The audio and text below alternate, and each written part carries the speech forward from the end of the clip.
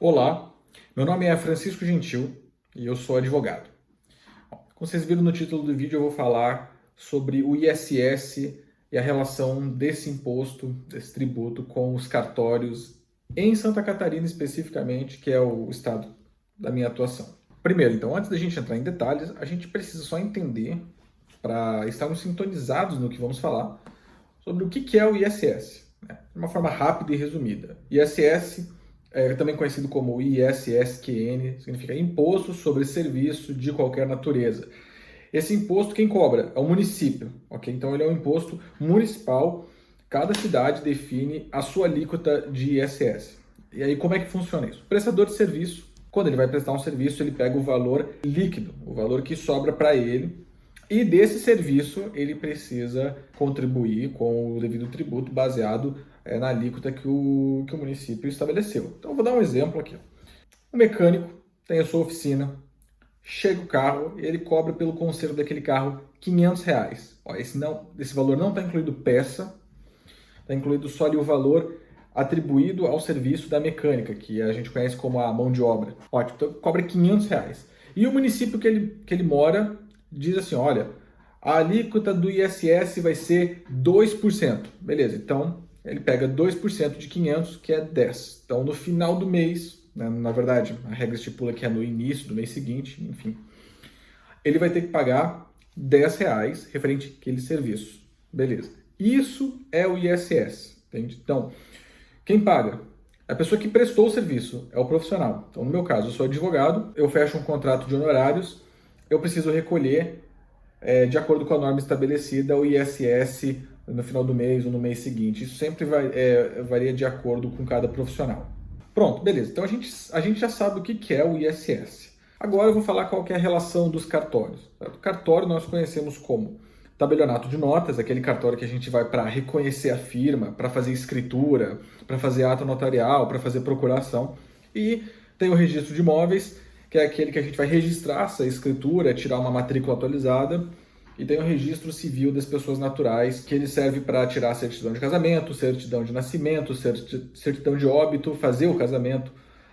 Existem outros cartórios também, como cartório de protesto, mas os mais conhecidos assim são o cartório de registro civil, o tabelionato de notas e o registro de imóveis. Popularmente eles são conhecidos como cartório, né? As pessoas geralmente chamam de cartório. E a história é o seguinte: eu fui levar a escritura de um cliente para registrar no registro de imóveis.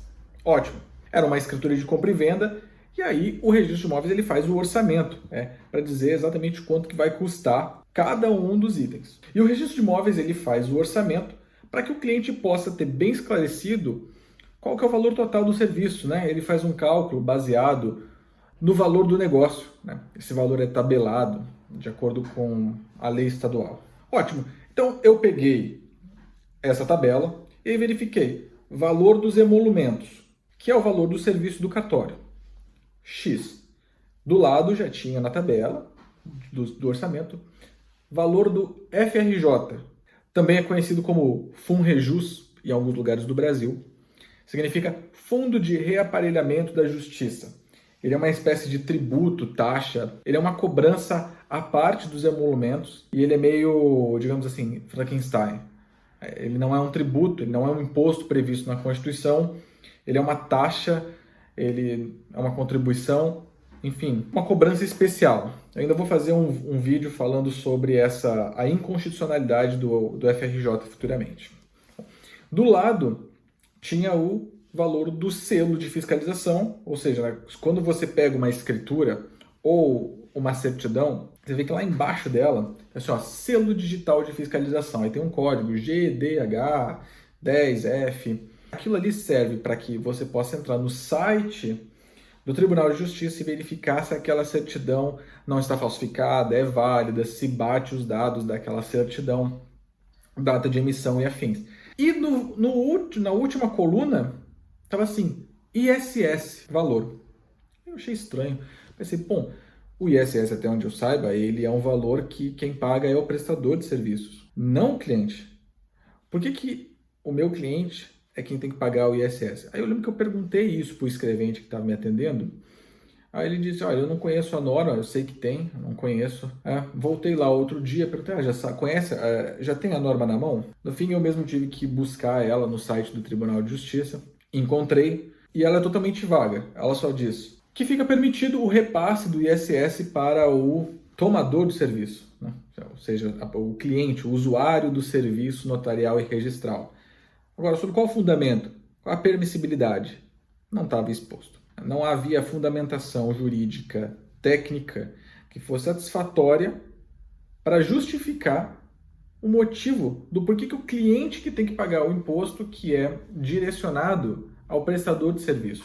E veja bem, existe a lei complementar que determina quais são os serviços em que vai incidir o ISS. Dentre eles, o serviço notarial e registral, ele está lá. É a Lei Complementar 116 de 2003. E no artigo 5º dessa lei, ele fala: contribuinte é o prestador do serviço. Então ele deixa de forma bem clara, para não haver dúvida nenhuma sobre quem que tem que pagar. E no item 21 da tabela, serviços de registros públicos, cartorários e notariais. Ou seja, sem sombra de dúvidas, então, os cartórios de registros de imóveis, tabelionatos de notas e protestos, registros civis de pessoas naturais, jurídicas, registro de títulos, documentos, tem que recolher o ISS. Agora, por qual razão o contribuinte está pagando o ISS em Santa Catarina? Hoje, se você mora em Santa Catarina e vai fazer uma escritura pública, você vai pagar o ISS. Quem tem que pagar o ISS, então? É o tabelião, é o registrador, é o dono do cartório. Agora, por que o Tribunal de Justiça de Santa Catarina colocou o ISS sob responsabilidade do contribuinte? Inclusive, os emolumentos, conforme o entendimento da doutrina e também de boa parte da jurisprudência, os emolumentos dos cartórios têm natureza jurídica tributária. Ou seja, incide um tributo em cima de um valor que já tem natureza jurídica tributária. É o ISS incidido sobre emolumentos, né? Bom, então temos os emolumentos que têm natureza jurídica tributária, temos o ISS, esse sim, que é um tributo previsto na Constituição Federal, temos o FRJ, que é um tributo sui generis criado e estabelecido socialmente, acabou sendo aceito socialmente quando não deveria. Vai ter vídeo futuramente falando disso. Fica a pergunta, por que que isso está sendo cobrado dessa forma, né? Juridicamente, penso que sempre cabe questionar essas medidas que são tomadas pelo Poder Judiciário nesse sentido, essas permissibilidades de repasse, que daqui a pouco estão repassando mais coisa. E daqui a pouco a gente vai ver questões como o imposto de renda dos donos dos cartórios sendo repassados ao cliente, ou a folha de pagamento dos custas, verbas das folhas de pagamento dos escreventes. Parece exagerado? Parece um absurdo? Bom, eu acho um absurdo cobrar o ISS do cliente. Acho também um absurdo a existência do FRJ, sendo que quem faz todo o trabalho é o Serviço Notarial e Registral. O Poder Judiciário não tem nenhuma interferência no procedimento de escrituração, tanto do registro quanto das notas. Então, por que outros absurdos não poderiam vir a acontecer? Enquanto o cliente, né, o tomador de serviço, aceita e só fala, poxa, é chato, mas tudo bem. Então, eles vão cada vez mais implementando coisas novas. Eu tenho a pretensão de publicar vídeos nesse canal toda terça-feira. Não sei se isso vai acontecer, mas é minha pretensão. Então, se você gostou, se inscreve no canal para receber os próximos vídeos. E futuramente quero falar ainda sobre questões notariais, registrais, inventários e afins, tá bom? Até mais.